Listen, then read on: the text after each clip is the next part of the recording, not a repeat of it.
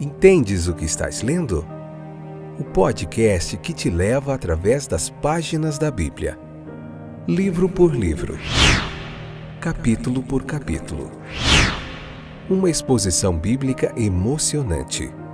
Aperte os cintos e embarque comigo nesta viagem.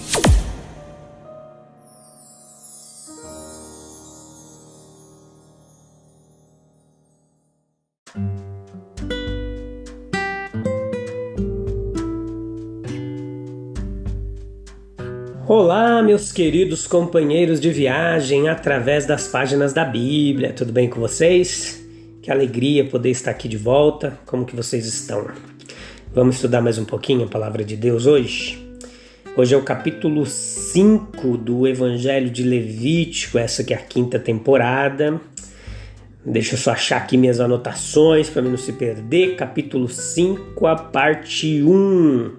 Esse é o episódio, vamos lá para a gente não perder aqui, de número 371.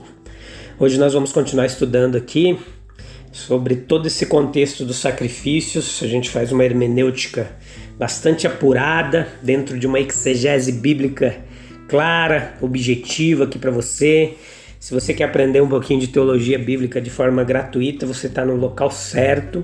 A gente está fazendo um estudo sequencial da Bíblia, capítulo por capítulo. Você encontra ele no Spotify, no Deezer, na Amazon Music, no Google Podcasts, na Apple Podcasts, em vários streamers. Se você digitar no Google lá, Entendes o que estás lendo podcast, vai aparecer um monte de opções para você.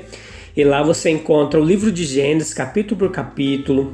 Você encontra o livro de João, o Evangelho de João, capítulo por capítulo. Você encontra Lucas, Êxodo e Levítico, tá bom? Esse que é o 5º livro. A gente pretende continuar essa jornada com a sua audiência, sua paciência, sua ajuda aí pra gente continuar. Vocês são a parte mais importante desse trabalho. Sem vocês não tem por que eu estar aqui. Nós temos ouvintes em 14 países, em 5 continentes que têm acompanhado os estudos da Bíblia com a gente. Isto é um motivo de muita alegria.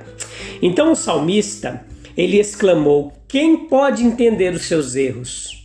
Purifica-me, Deus, das faltas secretas, das faltas ocultas. Esse capítulo, ele vai lembrar os israelitas. Querido, leia o capítulo 5 de Levítico e não despreze o Antigo Testamento. Vou repetir para você. Estudar Levítico vai fazer você entender o livro dos profetas, o Novo Testamento também, até os evangelhos. Tem muitas citações que, quando a gente entendeu o Levítico, nós compreendemos de uma forma mais clara o que os discípulos, Jesus, estão falando dentro desse contexto cultural que se originou aqui, de todas essas leis aqui, sacrifícios, fora que tudo isso é sombra do sacrifício perfeito que é Jesus Cristo, e a gente está vendo isso detalhe por detalhe. Não se perca, tá bom?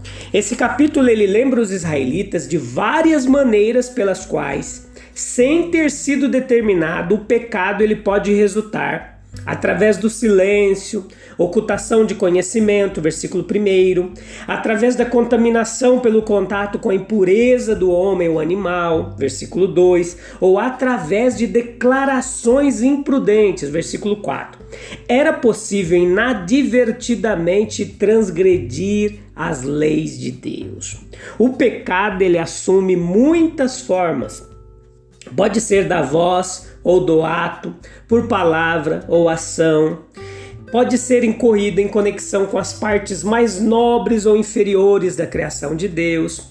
E este pensamento, meus queridos, deveria gerar ali nos judeus vigilância constante no falar, no agir.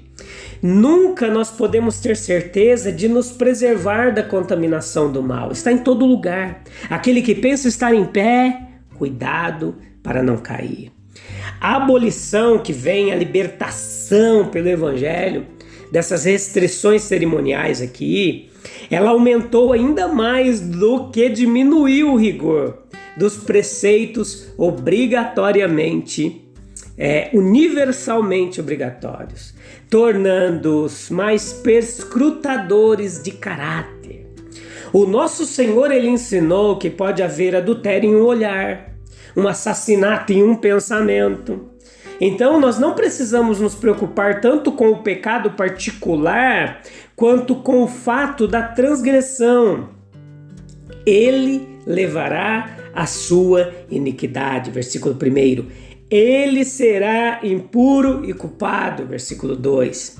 Jeová ele não poderia mais olhar para o seu súdito com favor. O pecado coloca sob uma nuvem ali, ele faz esta separação entre o homem e Deus, corrompendo aos olhos de Deus.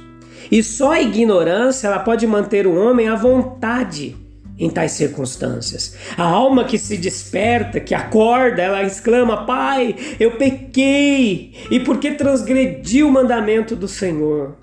A paz dos ímpios é como a calma que muitas vezes precede a tempestade. A pergunta que o pregador gosta de ouvir quando ele fala a palavra de Deus é aquela que mostra que a flecha atingiu seu alvo.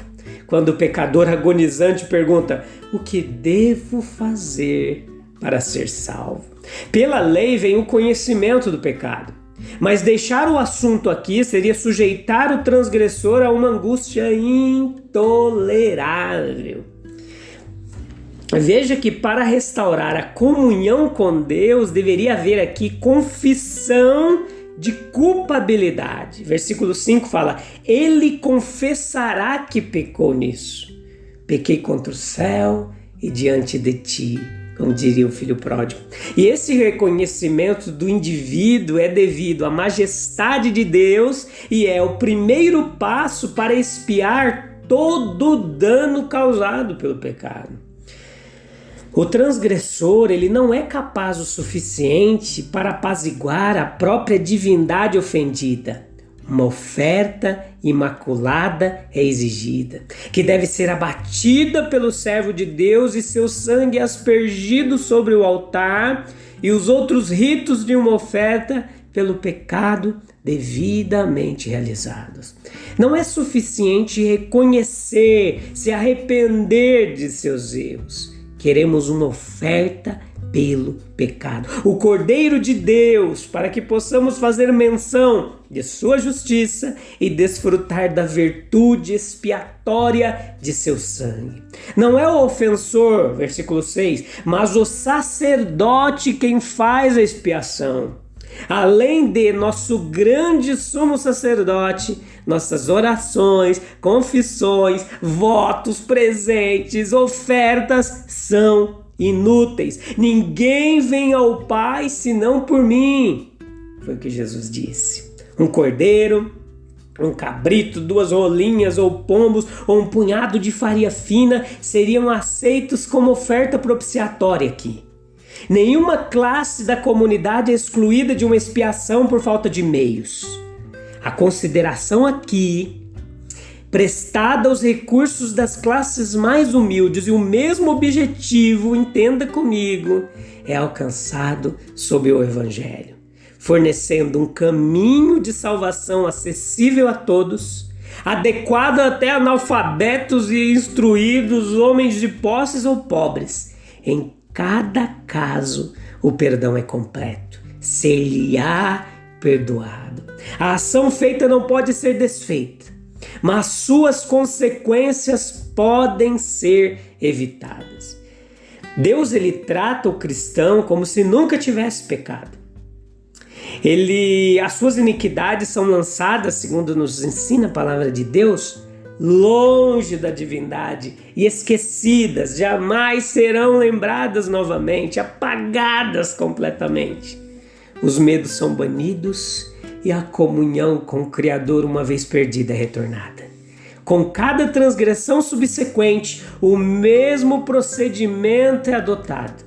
Enquanto no mundo as manchas são frequentes, frequente deve ser nosso recurso a maré carmesim que flui da cruz de Cristo. Que unidade de plano e procedimento é visível na lei e no Evangelho. Veja que essa oferta da transgressão, versículo 1, esse uma alma pecar, aqui nesse caso é chamado de juramento ao Senhor. Êxodo 22:11 fala isso. E Paulo ele vai se referir a essa lei quando ele diz em Hebreus 6:16, um juramento para confirmação é o fim de toda contenda. A história hebraica ela fornece exemplos notáveis de juramento ou votos. Saul perseguindo os filisteus, ele conjurou o povo dizendo: maldito o homem que comer até a tarde, até que eu me vingue dos meus inimigos. 1 Samuel 14, 24. Caifás disse a Jesus: eu conjuro-te, exijo pelo Deus vivo que me diga se tu és o Cristo, Filho de Deus. Mateus 26, 63. Ocultar a verdade, quando condenado, era um crime que merecia a morte. Acã e sua família morreram no Vale de Acor por seu crime de ocultar uma coisa que era amaldiçoada. Josué capítulo 6, versículo 17 ao 19, Josué capítulo 7, versículo 11, versículo 23 ao 26. Temos o exemplo de Jonatas, o filho de Saul, involuntariamente infringindo o voto de Saul, ele corria o risco de perder a própria vida. 1 Samuel capítulo 14, versículo 43. Outra referência, tocar em algo impuro. A lei do caso era que quem tocasse em qualquer coisa impura, a carcaça de um animal impuro, uma pessoa viva que estivesse leprosa ou impura de outra forma, ou o cadáver de um homem, tornava-se automaticamente impuro também. Sendo assim impuro, antes que ele pudesse aparecer no santuário, ele deveria lavar as suas roupas e ser impuro até a tarde, quando o sacrifício diário era oferecido. Isso mostra como nós também devemos ser purificados pela lavagem da regeneração antes de podermos adentrar a presença de Deus. Mas se uma pessoa imprudentemente entrou no santuário impuro, não sabendo que estava impuro, ele transgrediu a lei e é culpado. E assim que ele se conscientizar de sua culpa, ele deveria trazer uma oferta pela culpa ou então carregaria o seu pecado. Outro exemplo do versículo 4 era o voto precipitado. Um tanto obscuro aqui, mas parece o significado ser assim, se um homem jurar fazer algo sem saber se é bom ou mal, mas depois ele torna-se evidente que cumprir o seu juramento seria mal, agora ele está em um dilema. Se ele cumprir seu juramento, ele é culpado de fazer o mal, e se ele se abstiver, ele é culpado de violar seu juramento. Em ambos os casos, então, ele tem que trazer uma oferta pela culpa com uma humilde confissão de seu pecado. Se ele falhar nisso, então a sua culpa recairá sobre ele. A lição aqui é que devemos ser lentos para fazer votos e jurar, para que os nossos juramentos não se mostrem precipitados e nos envolvam em humilhação ou em ruína. Era necessário haver fidelidade em dar testemunho.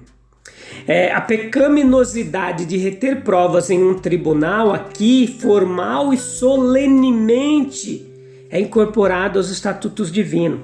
O fato de fazermos tudo na visão de Deus é uma verdade cuja plenitude e grandeza não podemos exagerar. Tu, Deus, me vês. Deveria ser algo que deveria estar diante de todo homem. Usar entre os olhos de sua alma, mas não é sem importância a verdade de que nós agimos diariamente e a cada hora diante dos olhos do homem. Uma proporção muito grande de nossas ações ela é feita de forma óbvia e consciente diante do homem. Meus queridos, muitos atos que pensamos serem feitos em segredos são vistos por alguma testemunha desconhecida. E é nosso dever para com Deus, pois Ele ordenou a justiça humana. Romanos capítulo 13, versículo 4. Os poderes constituídos são ordenados por Deus, talvez não diretamente em todos os casos, mas dentro de sua vontade permissiva. Ele permite, ele governa tudo. Os juízes judeus, eles tinham o direito de intimar uma testemunha a falar a verdade em nome do juiz supremo.